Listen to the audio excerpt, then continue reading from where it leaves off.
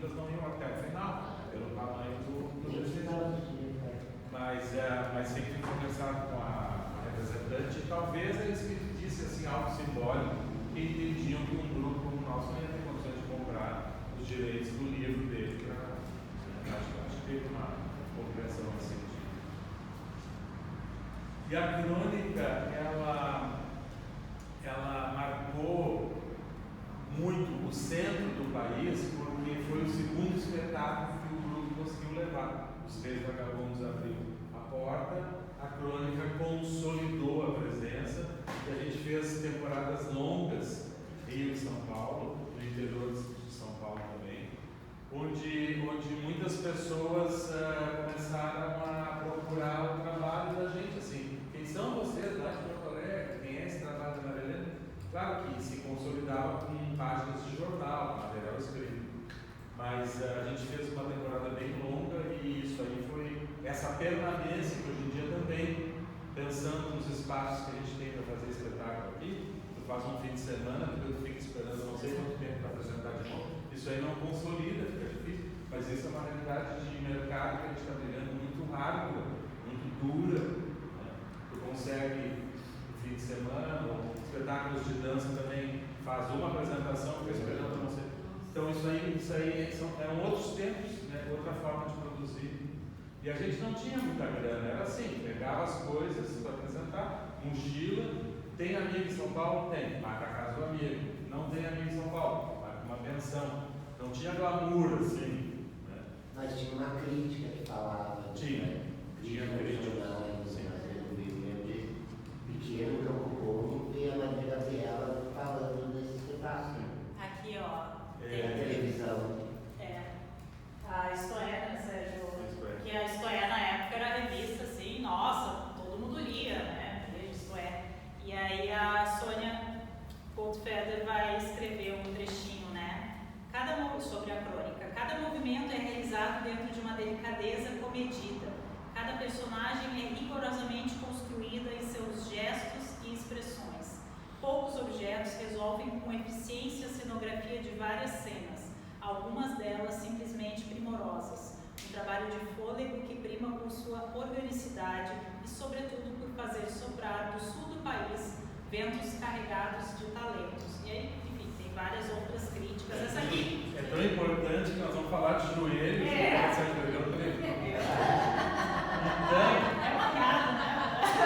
uma piada, né? Não, isso aqui eu fiz porque eu estou inspirada numa foto do Império da Comunista depois da Marta Bia Vasquez. Então agora você está fazendo o joelho.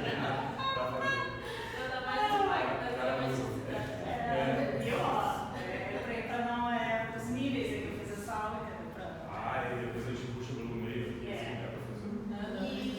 E aí, gente, a Maria Helena ganhou o prêmio Governador de São Paulo de melhor direção na época, que era assim.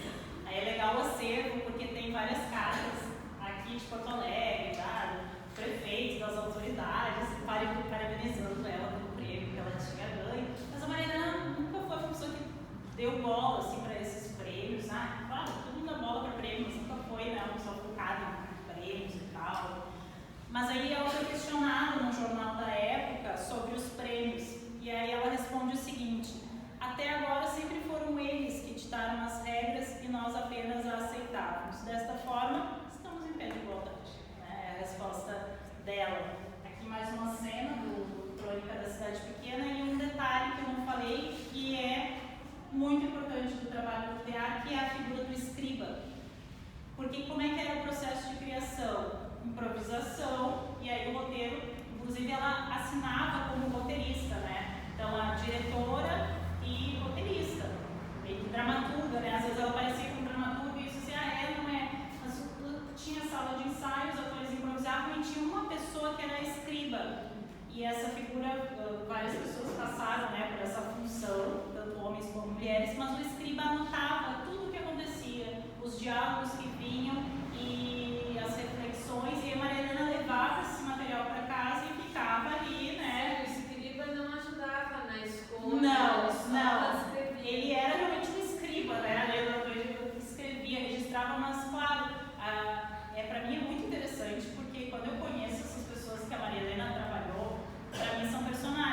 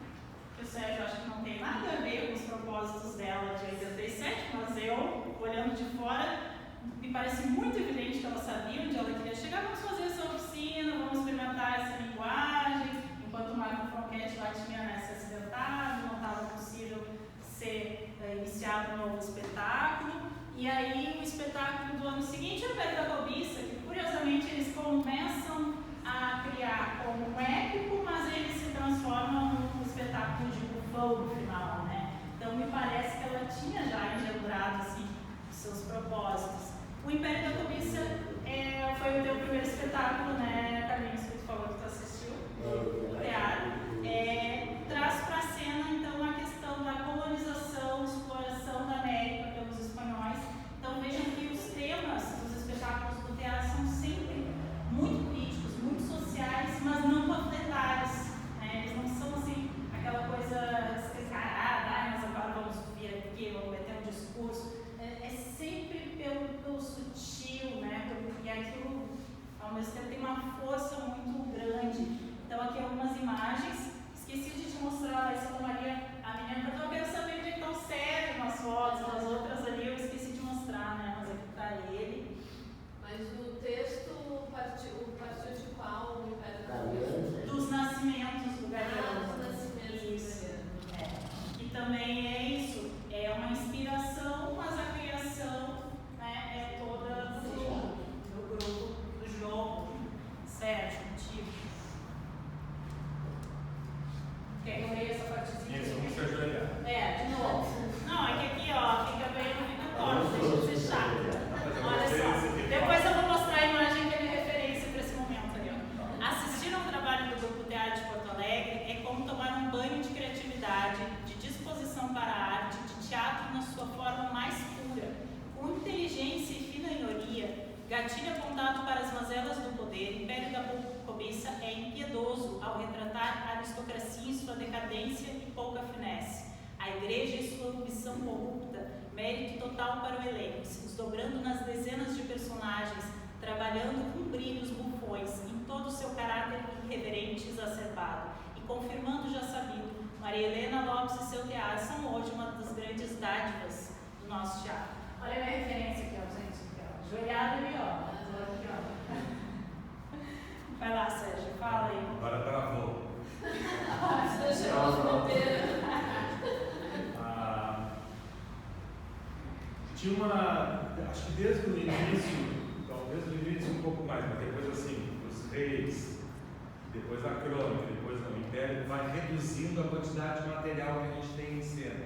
Porque cada coisa que entra em cena tem que ser transformada, ser usada de formas diferentes mais de uma vez. Então, o Império vai indo para uma redução, ele não tem cenografia, tem objetos. Tinha um objeto maior que era um baú, que serviu para várias coisas, um baú tipo antigo, que eles trouxeram, os colonizadores trouxeram para a América. Tinha uma roupa básica, assim, que era preto e branca, mas assim, parecendo roupas antigas, sei lá, do século XVIII, por aí. Mas assim, tudo meio, uns trapos meio pendurados, um não tinha braço, outro não tinha perna, o outro tinha uma corcunda, essas figuras que a gente vai elaborando a partir do bufão. E o mais interessante, também máscaras que se usavam, eventualmente usavam umas máscaras feitas de porongo, né, que foram esculpidas em buracos, para fazer algumas formas de animais, como é que a gente diz? Zoomórfico, né, quando é o homem misturado com o animal. O interessante, como a Juliana contou, é que a gente estudou toda essa história a partir do Galeano, do nascimento do Galeano, essa conquista da América, contada como ele contava, e a gente fazia inicialmente os personagens assim, se era um rei, se era uma rainha, uma princesa, como se fosse uma interpretação mais realista. E depois ela pediu para a gente passar para esses bufões contarem essa história. Então, essa história ficou condensada e ficou crítica, porque eles riam dessas figuras, antes de encarnavam a figura, depois de faziam uma crítica dessa figura, que é como o bufão trabalha em relação ao poder. Então foi muito legal também, a gente estreou em São Paulo, depois ele veio para Porto Alegre, e cada espetáculo mais ou menos levava, entre o processo de criação e o processo de vida dele, uns 2 anos, 2 a 3 anos. Então, dos 20 anos do teatro, a gente não tem muitos espetáculos.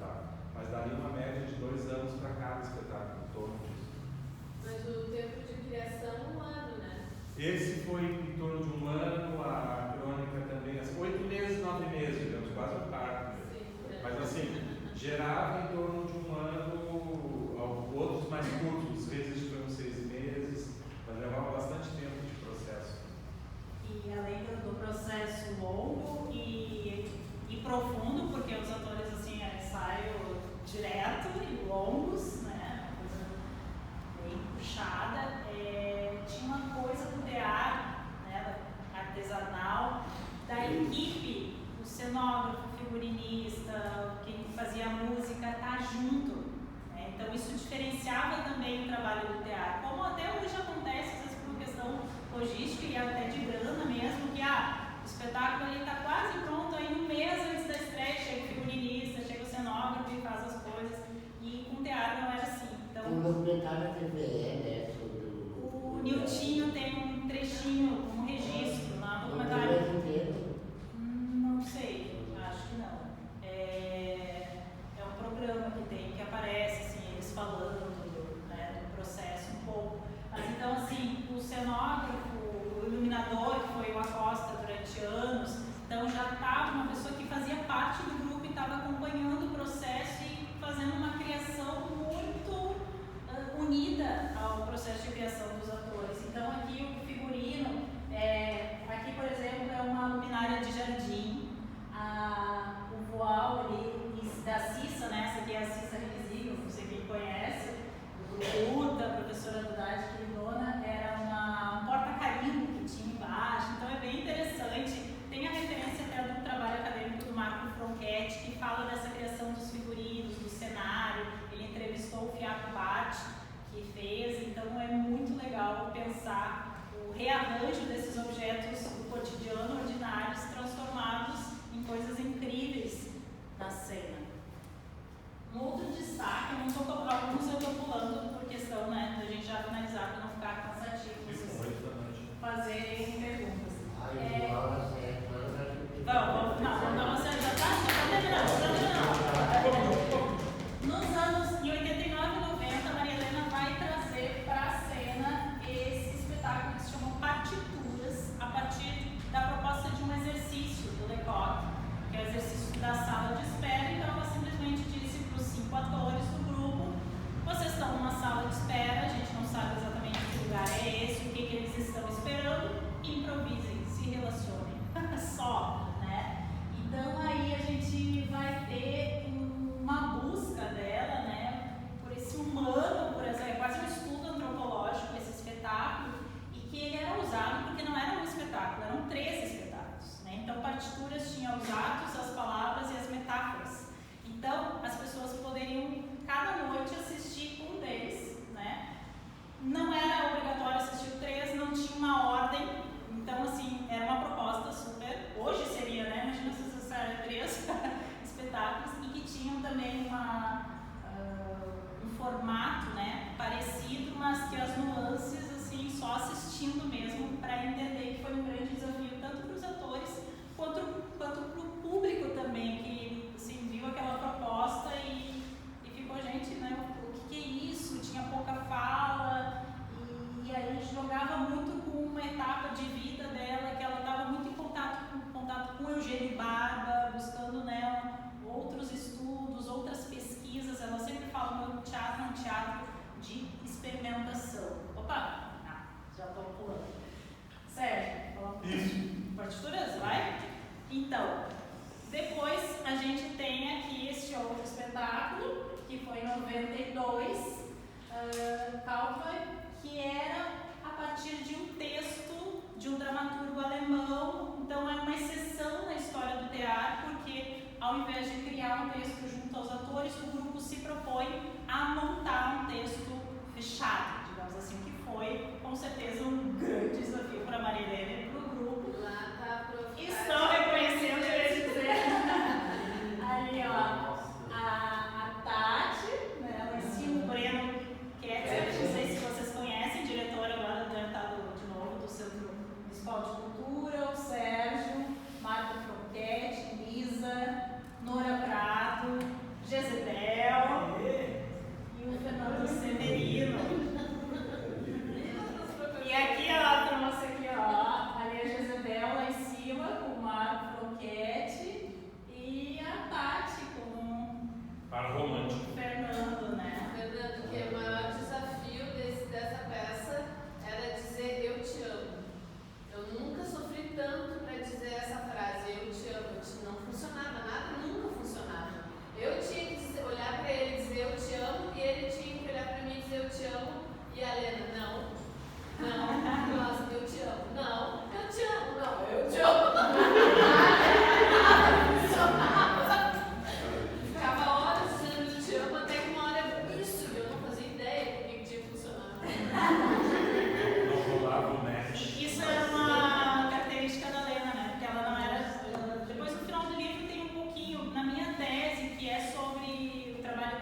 dela acaba falando muito sobre o modo dela diretora, porque é o jeito como ela conduzia os atores, né? E que muitas vezes os atores não entendiam, porque ela era de poucas palavras, né? Então, assim, não explicava muito, e ela nunca foi uma diretora de dizer, o teu braço não assim, não, ou seja, essa postura não, eu quero assim, ela não te dizia o que tu tinha que fazer, né? Mas quando era uma coisa que ela não queria, ela deixava muito claro, não é isso.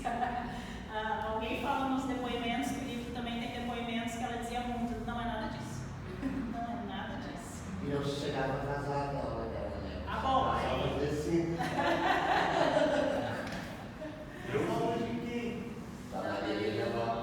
Gente, agora, dando uma acelerada para não ficar muito cansativo, depois a gente tem destacado esse outro trabalho de 98, Para Viver, que foi o Shakespeare Speak, fez parte de um projeto chamado Para Viver o Teatro em Espaços Possíveis, que lá nos anos 90 também foi uma novidade de pensar teatro em lugares alternativos da cidade. Esse espetáculo aconteceu no Mercado Público de Porto Alegre, ali no segundo andar, numa sala, o que também, para a época, assim, foi, né, uma novidade. A ideia era ter outros espetáculos, acabou não acontecendo, mas foi um marco nesse sentido, né? Olha a Jéssica, ela é a Jéssica. Esqueci de dizer, Nelson Diniz, ator, né, super conhecido aqui de Porto Alegre, e a Jéssica, eu amo essas imagens desse espetáculo em especial. Aí tem toda uma questão, os vidros, eles passaram sabão, a aposta passou sabão, porque ela queria que a luz que vinha de fora, né, ela chegasse com uma densidade. Então é uma coisa, nada no teatro era gratuito, era tudo muito, muito pesquisado. E o último espetáculo do grupo, no ano de 2000, Solos em Cena, o primeiro solo do grupo TA, com o seu Sérgio Luque, que foi, né, do início ao fim do grupo, que trazia então para o Congresso Contendas da Razão 3 personagens que falavam que não era um monólogo, era um triálogo, né, porque os 3 ficavam debatendo assuntos, né, envolvendo sexo, política e religião. Então tínhamos o doutor Ari, o Alcione, né, e o professor Evans. Vai fazer o professor? Vou fazer uma palhinha para vocês. O Sérgio sempre fala que eu quero que ele faça todos. Você queria mesmo, mas... Ela queria que eu fizesse um pouquinho de todos. Mentira, não, nunca Não fui é tudo ousada. mentira, mas eu gostei da mentira e funcionou, mas acho que é verdade.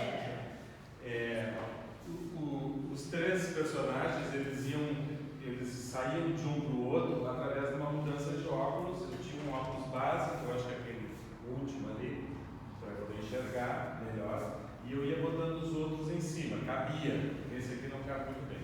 Então, na primeira vez que o personagem se apresentava, ele botava um óculos, aí o público reconhecia.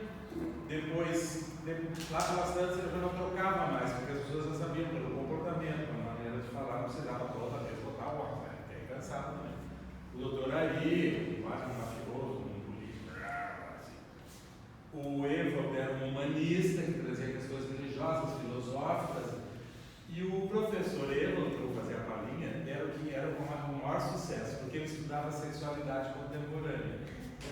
E era um alemão que veio estudar no Brasil, e ele achava que não tinha nenhum sotaque, que falava perfeitamente. Tu vai gravar? Não, era só foto. Então ele estudava a sexualidade contemporânea. Ele era um pouco assim, como vocês estão vendo, assim, focado, sabe? Um pouco neurótico. E também, como estudava a sexualidade contemporânea naquele momento, tu está gostando da sexualidade, não é? Ele estudava, eu pessoalmente, na internet, todos os fetiches mais escandalosos do mundo, e eu contava nesse momento para o público de forma muito científica. Então o pessoal ria muito, e eu não sei porquê, porque era muito sério. E uma vez riram tanto que eu fiquei quieto, furioso, lá em Santa Maria. Eles riam demais, orgulhoso, assim, olhando para o público, e depois eu disse, depois vai cair na prova e vocês não vão saber. Porque lembra, em vez de prestar atenção. É verdade. Yeah. Então, eu agradeço muitíssimo a presença de vocês por nesta aula. Bate-papo, se diz assim? Bate-papo, na verdade só nós batemos eles no Então eu vou agradecer a mocinha que me trouxe aqui desta vez e agradecer a presença. Depois vocês perguntem, professora, quem é essa doutora Jezebel, que está ali também, alguns detalhes mais profundamente sobre essa construção teatral, que é tão complexo deste mundo. Muito obrigado. Agora ela sempre tem uma coisa depois para me fazer passar vergonha. Então, por favor, um prazer de estar aqui.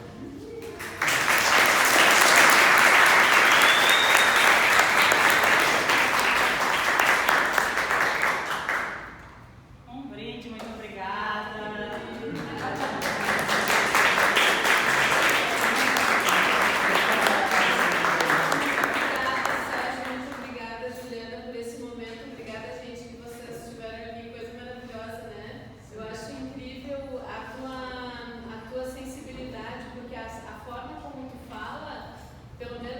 Período que eu vivenciei como teatro é exatamente isso, né? As noções, os termos que tu traz do teatro, do processo.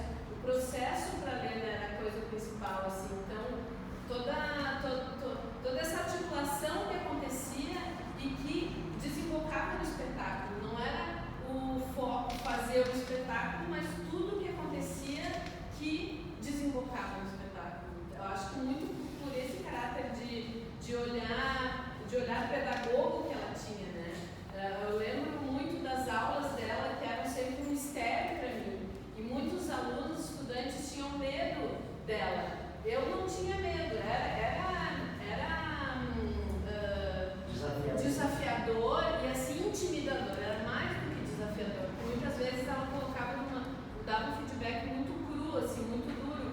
Mas para mim, a sensação que eu tinha agora, ouvindo vocês, lembrando disso, era de querer entender o que passava na cabeça dela. Então essa